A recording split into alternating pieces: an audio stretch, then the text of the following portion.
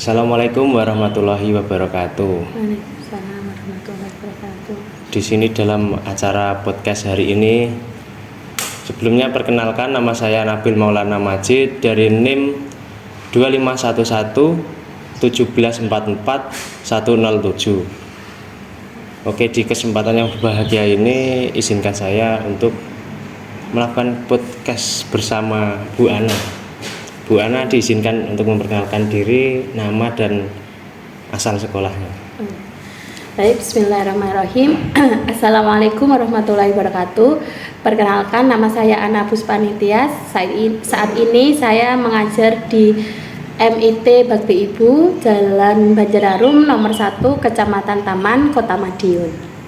Oke, terima kasih. Jadi materi pada pagi hari yang sangat cerah ini kita akan membahas tentang pendidikan karakter. Jadi pendidikan karakter itu secara garis besar bagaimana cara kita untuk mendidik karakteristik seorang peserta didik. Sebagai contoh agar peserta didik itu melakukan sikap yang disiplin, bertanggung jawab dan cinta kebersihan seperti itu. Baik. Pendidikan karakter itu sebenarnya biasanya dimulai dari rumah ya Mas ya. Jadi di sekolah itu kita bisa membiasakan karena anak-anak itu rata-rata kan di sekolah hampir 8 jam. Jadi anak-anak menghabiskan waktunya di sekolah. Jadi kita sebagai guru harus konsisten dengan pendidikan karakter itu. Misalkan dengan menjaga kebersihan, berarti kita harus mentertibkan jadwal piket dan lain sebagainya. Jadi kita harus konsisten, kontinu setiap harinya. Karena di tingkat sekolah dasar itu adalah fondasi awal anak-anak itu sampai ke depannya, seperti itu. Iya. Sebagai guru sekolah dasar, apa tantangan terbesarnya untuk menerapkan pendidikan karakter pada peserta didik tersebut? Tantangan terbesarnya adalah kadang ada perbedaan antara pendidikan karakter di rumah, di sekolah, dan juga di lingkungan. Misalkan di tingkat MI, anak-anak sudah terbiasa melakukan sholat 5 waktu, tetapi ternyata di rumah kurang adanya dukungan dari lingkungan, orang tua, dan sebagainya. Jadi kita harus benar-benar menanamkan nilai-nilai religius seperti itu, harus sholat 5 waktu tepat seperti itu, menjaga kebersihan dan lain sebagainya. Baik, jadi itu tadi kan pendidikan karakter tidak hanya ditanamkan dalam lingkungan sekolah, tapi juga ditanamkan dalam lingkungan rumah seperti dari orang tua. Nah, kalau orang tua tidak sejalan dengan penerapan pada lingkungan sekolah, apakah itu tetap berjalan dengan baik atau tidak? Ya, tentunya koordinasi antara orang tua, wali murid dengan guru itu harus seimbang. Jadi misalkan ternyata di rumah tidak sejalan dengan di sekolah, yang bisa kita lakukan sebagai guru adalah berkoordinasi atau menyambung silaturahmi dengan orang tua.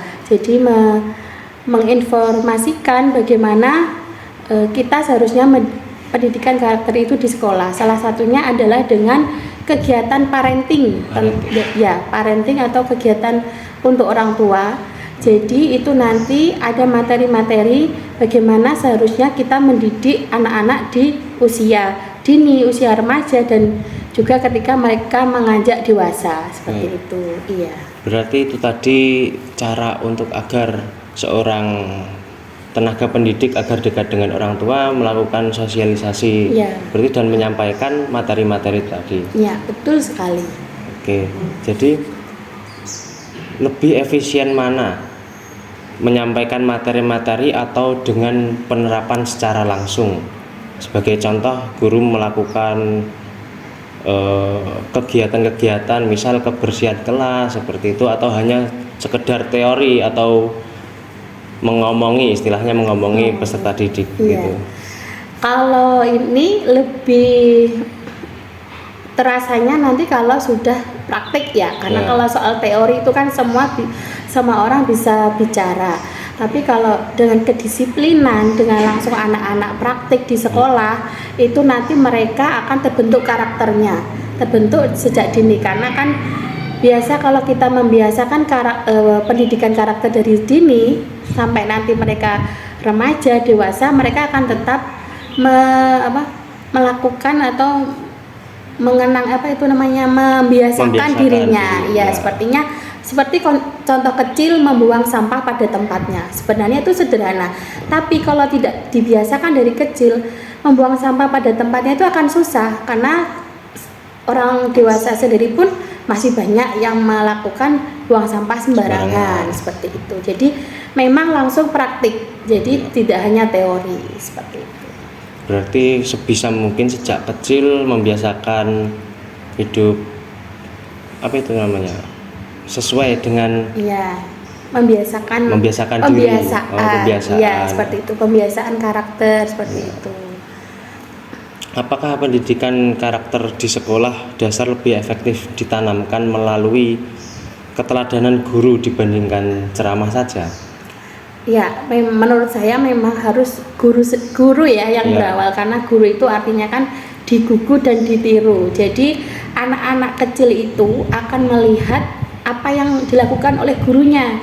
Karena biasanya orang tua itu ngeluh ke gurunya itu lebih banyak mendengarkan kata gurunya. Jadi guru sebagai contoh public figure di sekolah, jadi pengganti orang tua di sekolah, itu memang harus memberikan contoh yang baik seperti itu. Misalkan itu tadi dengan menjaga kebersihan, kemudian dengan sopan santun, misalnya tidak duduk di atas meja. Nah, kalau kita memberitahu anak-anak untuk membuang sampah, maka itu harus dimulai dari diri kita sendiri. Kita tidak boleh membuang sampah sembarangan.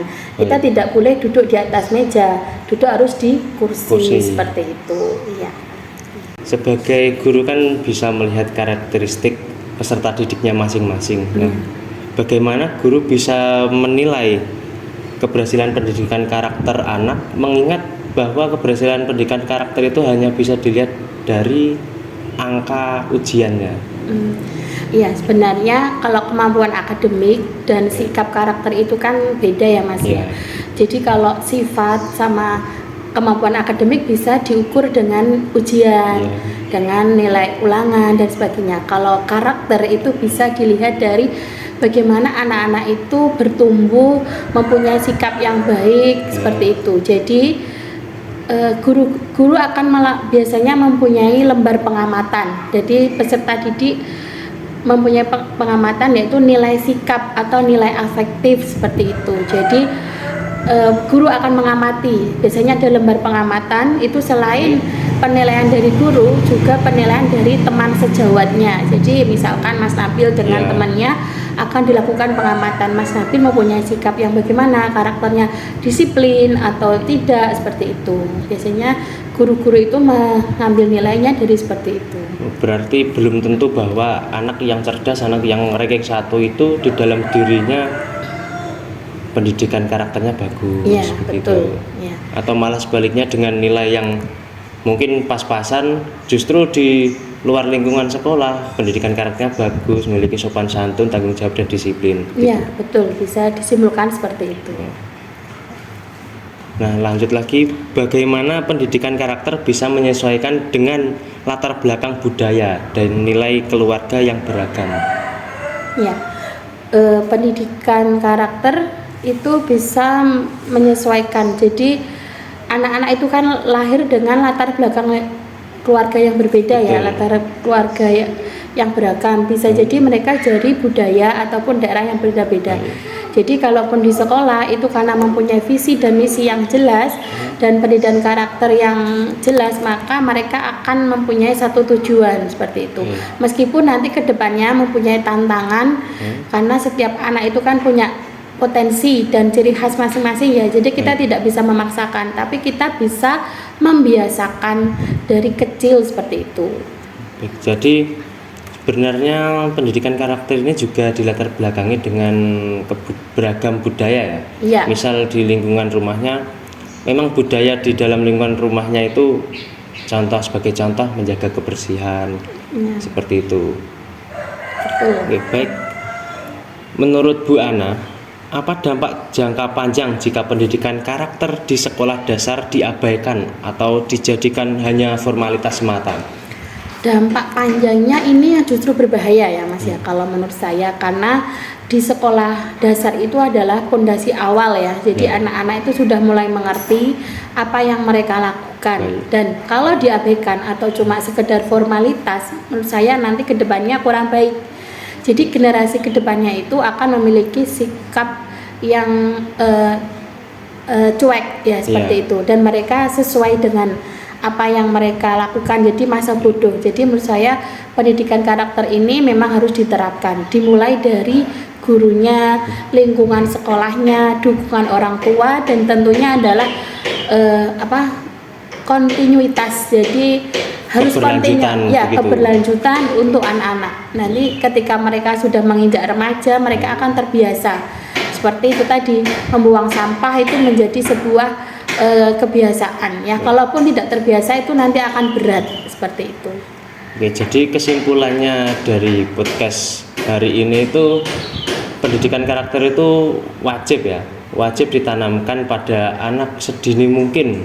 Betul sekali. Agar bisa keberlanjutan dan untuk masa yang akan datang menjadikan nilai-nilai budi pekerti luhur seperti ya, itu. Betul sekali. Oke, mungkin cukup sekian podcast pada hari ini. Terima kasih kepada narasumber saya yaitu Bu Ana telah meluangkan waktunya untuk saya tanya-tanya dan berdiskusi tentang penerapan pendidikan karakter di sekolah dasar. Mungkin cukup sekian. Wassalamualaikum warahmatullahi wabarakatuh. Waalaikumsalam warahmatullahi wabarakatuh.